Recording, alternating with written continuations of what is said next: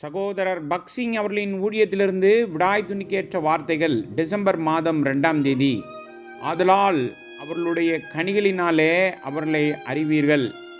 மத்திய சுவிசேஷம் 7வது அதிகாரம் 20வது வசனம். தேவனால் தேர்ந்தெடுக்கப்பட்ட ஊழியர்களான மோசே மற்றும் ஆரோனுக்கு எதிராக 250 பிரபுக்கள் கலகம் செய்தார்கள். தேவன் அவர்கள் மூலமாக பேசவும் கிரியையும் செய்து கொண்டிருந்தார். அதனால்தான் இந்த பிரபுக்கள் மிகவும் பொறாமை கொண்டார்கள்.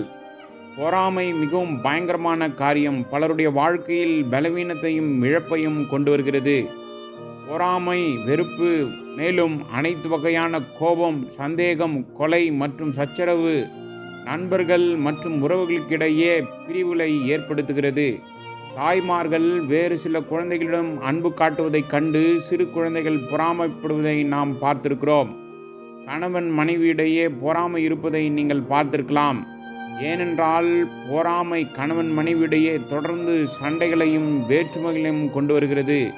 வழுக்கை தலை நரைத்த கணவர்கள் கூட தங்கள் மனைவிகளை பார்த்து பொறாமை கொள்கிறார்கள். அதனால்தான் பல வீடுகளில் தொடர்ந்து சச்சரவுகளையும் சண்டைகளையும் விவாதங்களையும் பார்க்கின்றோம். அதே போல 2 நண்பர்களுக்கிடையே 3வது நபர் வரும்போது பொறாமை ஏற்படுகிறது. சில பிரசங்கிமார்கள் பொறாமையால் தங்கள் ஊழியத்தையும் அதிகாரத்தையும் இழந்திருக்கிறார்கள். மேலும் பல தேவ ஊழியர்கள் பொறாமையின் காரணமாக அதிக பாக்கியத்தை இழந்திருக்கிறார்கள்.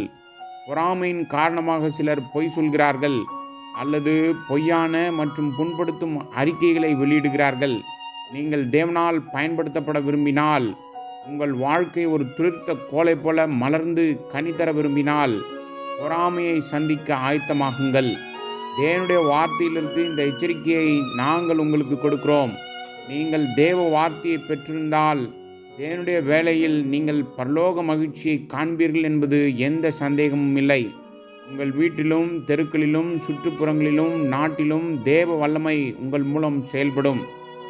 தேவன் உங்களை கொண்டு ஆத்துமாக்களை ரட்சிப்பதையும் மற்றவர்களுக்கு உதவுவதையும் ஜனங்கள் பார்ப்பார்கள்.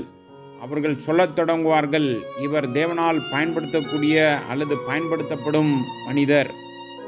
அவன் தேவனை அறிந்தவன் என்றும் அவன் ஒரு தேவ ஊழியன் என்றும் சொல்லுவார்கள். பின்னர் அவர்களே உங்களுக்கு எதிராக காரியங்களையும் சொல்லத் தொடங்குவார்கள், கதைகளை பரப்புவார்கள். உங்கள் சகோதர சகோதரிகள் கூட உங்களுக்கு எதிராக பேசத் தொடங்குவார்கள். தேவன் உங்கள் மூலமாக செயல்பட ஆரம்பித்து விட்டார் என்றால் நிச்சயமாக தேவ பக்தியற்ற மற்றும் உலக மனிதர்கள் உங்களுக்கு எதிராக வேலை செய்ய தொடங்குவார்கள். என்னாமத்தின் புஸ்தகம் 17வது அதிகாரம் 8வது வசனத்தில் ஆரோன் என்ற பெயரை தாங்கிய கோல் எப்படி துளிர்விட்டு மலர்ந்து கனிகளை தந்தது என்பதை நாம் பார்க்கின்றோம்.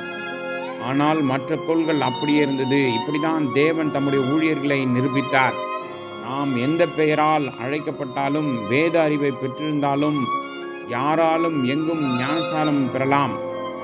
ஆனால் இவைகளெல்லாம் நாம் தேவனால் தேர்ந்தெடுக்கப்பட்டவர்கள் என்பதை நிரூபிக்கப் போவதில்லை. கனிதரும் வாழ்க்கை மற்றும் ஊழியத்தால் மட்டுமே ஜனங்களுடைய முணுமுணுப்பு மற்றும் வெறுப்பை நாம் நிறுத்த முடியும்.